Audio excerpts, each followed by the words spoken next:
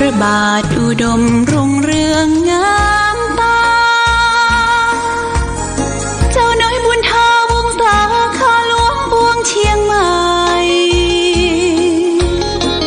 ปกครองหัวเมืองฟ้าทุ่มเทแรงกายแรงใจทุกชาติพันธุ์รวมใจรักษา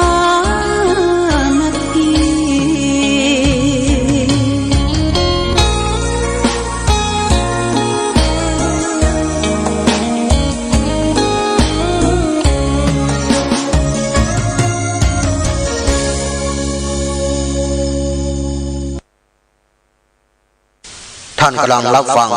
สถานีวิทยุพระพุทธศาสนาคณะสงฆ์อำเภอฝางต่อจากนี้ไปขอเชิญท่านรับฟังรายการธรรมประทีปสองทางดำเนินรายการโดยหลวงพ่อพระครูสุจิตานุรักษ์หลวงพ่อเจ้าคณะอำเภอฝางเครือข่ายวิทยุชุมชนภาคเหนือท่านกำลังรับฟังสถานีวิทยุชุมชนเพื่อการเผยแพร่พระพุทธศาสนาในเครือข่ายสถานีวิทยุคลื่นสีขาวโขทัยเชียงรายแพร่แม่ฮ่องสอนท่านกำลังรับฟังสถานีวิทยุพระพุทธศาสนาคณะสงฆ์อำเภอฝางวิทยุธรรมะเพื่อพระพุทธศาสนาและชุมชน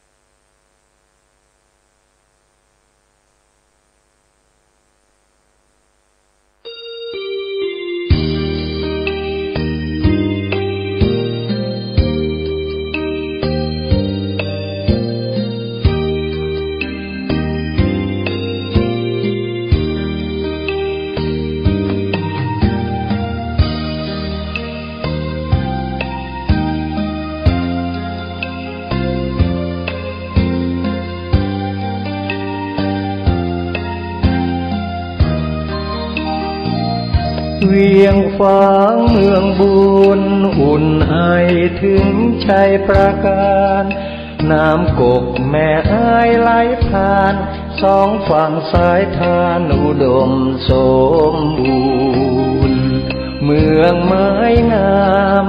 อารามเอื้องหลวงดอกคูณชูช่อรอแสงอรุณเหมือนบุญหนุนนำให้มาแม่อายยามนี้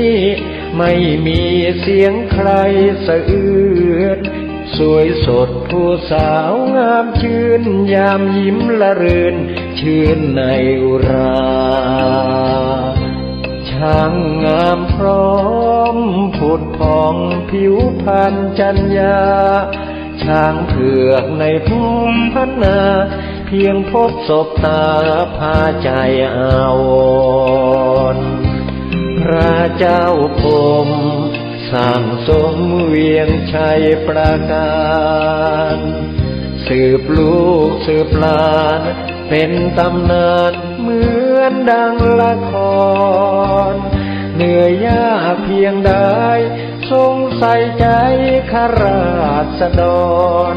เชียงแสนแม่อายท่าตอนทรงขวาตอนร่วมเป็นธานีควรจงภูมิใจเทิดไว้เหนือกล้าวเกษาพระคุณมากล้นพันละนาสร้างเมืองมานับกว่าพันปี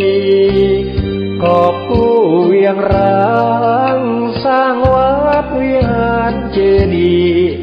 เรามีสุขทุกวันนี้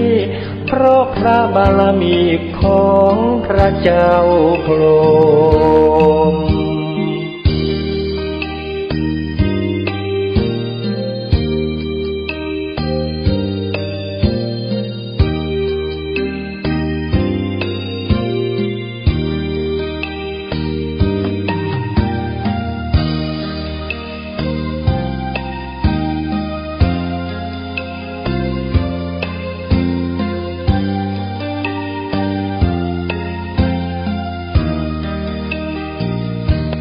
พระเจ้าพรหมสร้างสมเวียงชัยประการสืบลูกสืบหลานเป็นตำนานเหมือนดังละครเหนื่อยยากเพียงใดทรงใส่ใจข้าราษฎรเชียงแสนแม่อายท่าตอนทรงขวาตอนร่วมเป็นธานีควรจงภูมิใจเทิดไว้เหนือกล้าวเกษาพระคุณมากล้นพันละนาสร้างเมืองมานับกว่าพันปีกอบกู้เวียงร้างสร้างวัดวิหารเจดีย์เรามีสุขทุกวันนี้เพราะพระบารมีของพระเจ้าพรหม